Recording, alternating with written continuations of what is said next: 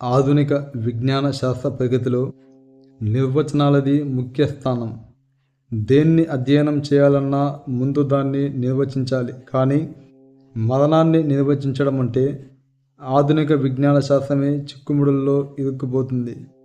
మరణానికి వాళ్ళు చెప్పగల అత్యుత్తమ నిర్వచనం జీవం లేకపోవడం అని. అప్పుడు జీవం అంటే ఏమిటో నిర్వచించాల్సి వస్తుంది. వాళ్ళ దగ్గర ఆ నిర్వచనము లేదు. జీవన మరణాలకు ఉన్న వైద్యపరమైన, న్యాయపరమైన ప్రాముఖ్యాల దృష్ట్యా మరణం అంటే ఏమిటి, ఏ క్షణంలో మరణం సంభవించినట్టు నిశ్చయం చేయవచ్చు అన్న విషయాలలో సరైన స్పష్టత అవసరం. పాత రోజులలో శ్వాసక్రియ ఆగిపోతే మనిషి చనిపోయినట్టు నిర్ధారించేవాళ్ళు. కానీ ఈ నిర్వచనం ప్రకారం మరణించిన వాళ్ళు కొన్ని సందర్భాలలో కొంత సమయం తర్వాత లేచి కూర్చోవడం జరిగేది. అది రకరకాల గందరగోళాలకు దారితీసేది. అందుకని ఒక అడుగు ముందుకెళ్ళి నాడి కొట్టుకోవడం అంటే గుంటె కొట్టుకోవడం ఆగిపోయిన క్షణం మరణం సంభవించింది అనాలి అన్నారు. మళ్ళీ అదే సమస్య. శ్వాస ఆగిపోయి గుంటె కొట్టుకోవడం మానేసిన తర్వాత కూడా కొందరు లేచి కూర్చున్న సందర్భాలు ఉండేవి. ఇప్పుడైతే ఎన్నెన్నో మాటలు వాడుకలోకి వచ్చాయి. క్లినికల్ మరణం, మెదడు మరణం, గుండె ఊపిరితిత్తుల వైఫల్యం, హోల్ బ్రెయిన్ డెత్, ఉన్నత మస్తిష్క మరణం వగైరా వగైరా. ఇక్కడ సమస్య ఏమిటంటే మరణం అనే ప్రక్రియలో జరిగే ఘట్టాలని మనం దృష్టిలో పెట్టుకున్నాం. మరణానికి అసలు కారణం పంచ ప్రాణాల నిష్క్రమణ. దాన్ని మాత్రం పట్టించుకోవడం లేదు. చాలా సంవత్సరాల క్రితం జరిగిన ఒక విచిత్రం. ఒక పరిశోధన సంస్థ నన్ను ఆహ్వానించింది. నా మెదడులో గామా తరంగాలను పరీక్ష చేస్తామన్నారు. ఆ తరంగాలు మెదడులోని నాడులలో కనిపించే ప్రకంపనలు. మెదడు చురుకుదనానికి వీటికి సంబంధం ఉంటుంది. ఆ రోజుల్లో గామా తరంగాలంటే ఏమిటో నాకు తెలియదు. అవి మెదడులో ఉంటాయని అస్సలే తెలియదు. మామూలుగా నేను ఇలాంటి అవమానకరమైన ప్రయోగాలకు ఒప్పుకోను. కానీ ఆ సందర్భంలో ఎవరి మొహమాటం వల్ల ఒప్పుకోవాల్సి వచ్చింది. నా శరీరానికి 14 ఎలక్ట్రోడ్లు అమర్చి నన్ను ధ్యానం చేయమన్నారు. ధ్యానం ఎలా చేస్తారో నాకు తెలియదు అన్నాను. వాళ్ళు కొంచెం విస్తుపోయారు. ధ్యానం ఎలా చేయాలో మీరే అందరికీ నేర్పుతారు కదా అన్నారు. ఆ మాట నిజమే, కానీ నేను ధ్యానం చేయడం నేర్పేది ఊరికే కూర్చుని ఉండిపోవడం ఎలాగో తెలియని వాళ్ళకు మాత్రమే కదా అన్నాను.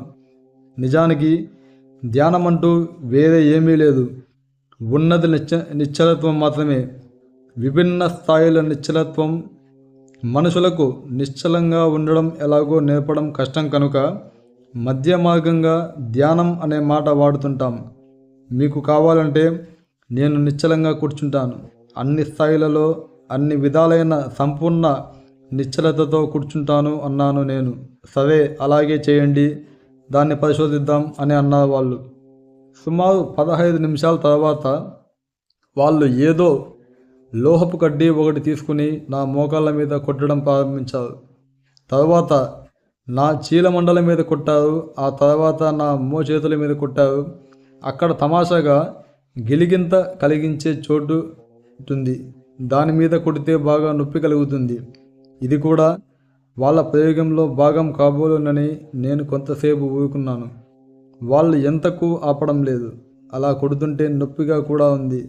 నేను మెల్లిగా కళ్ళు తెరిచి వాళ్ళను అడిగాను, నేనేమైనా పొరపాటు చేశానా అని. వాళ్ళు నా వైపు అదోలా చూశారు. ఎందుకు అలా చూస్తున్నారు అన్నాను. మా మానిటర్లలో ఏ కదలిక నమోదు కావడం లేదు.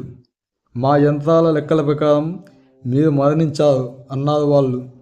మీ యంత్రాలు అద్భుతంగా కనుక్కున్నాయే అన్నాను నేను. అప్పుడు వాళ్ళు వాళ్ళ రెండో అభిప్రాయం వెలిపుచ్చారు. మీరు మరణించన్నా ఉండాలి, లేదా బ్రెయిన్ డెత్ అన్నా అయి ఉండాలి అన్నారు. నాకు మీ మొదటి నిర్ధారణే బాగుంది. నేను మరణించాను అనండి, పర్వాలేదు.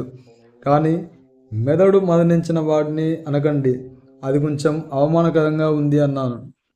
మరణం గురించి యంత్రాలు నిర్ధారణ చేస్తే అలా ఉంటుంది.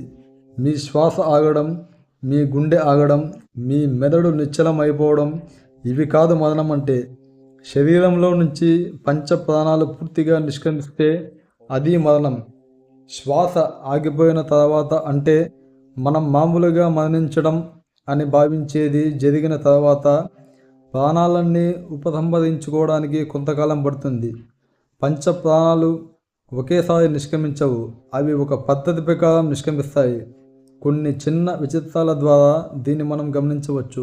ఉదాహరణకు, మృత శరీరాన్ని మీరు 2-3 రోజులు ఉండేట్టుగా దాని చుట్టూ పెరుగుతూ ఉంటుందనేందుకు సాక్ష్యాధారాలు నమోదై ఉన్నాయి. పోయినవాడు పురుషుడై గడ్డం గీసుకునే అలవాటు ఉన్నవాడు కనుక అయితే అతగాడి మృత శరీరం ముఖం మీద జుట్టు కొంచెం పెరుగుతుంది, గోళ్ళు కూడా పెరుగుతాయి.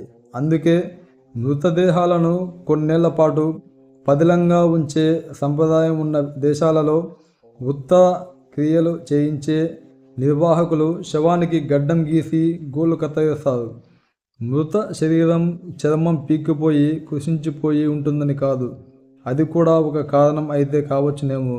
అసలు కారణం జుట్టు, గోళ్ళ శరీరంలో ప్రత్యేకమైన భాగాలు మనిషి బ్రతికి ఉన్నప్పుడు కూడా వీటిలో జీవస్పందనలు ఉండవు.